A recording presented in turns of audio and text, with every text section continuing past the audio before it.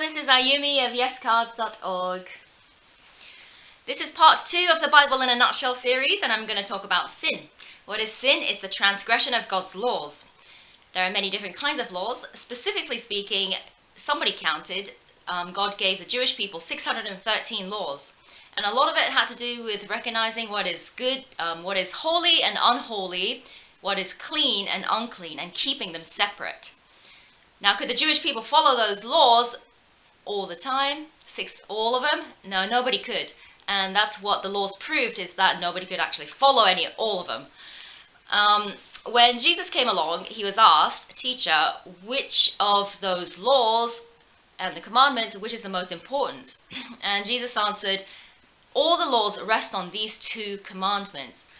The first one is love the Lord your God with all your heart, mind, soul, and strength. And the second one is like it, to love your neighbor as yourself." And Jesus gave the example of the Good Samaritan when he talked about what that neighbor is, who that neighbor is. So can we follow those laws? Is anybody sinless all the time? The answer is no, because I think the more you try, the more you see that it's impossible. And what does it mean? It's really difficult to love the Lord your God with all your heart, with your soul and your mind. It's a high bar that is really difficult to understand. So we're all sinners. And I want to point out something. It's not about, you've heard of the 10 commandments, thou shalt not steal, murder, and the 10 commandments.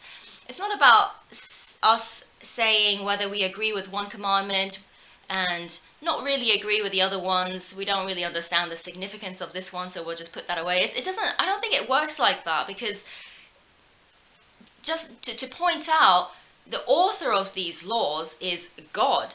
And God created the heavens and the earth and everything in it.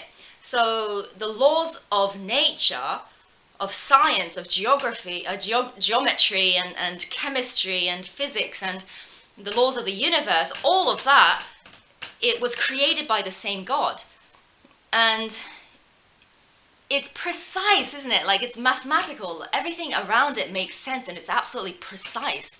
And you can't really change one thing, because it just makes everything into a chaos. And I think it's like that with the moral laws. Just as concrete as the physical laws are, concrete are so the moral laws. And why is sin such a problem? Is because it prevents us from being one with God. Sin is that big parallel line gap that we have between us, and it's a huge problem. So what is the solution? Well, stay tuned, and I'll talk about the solution in the next video. Thank you for watching. Bye.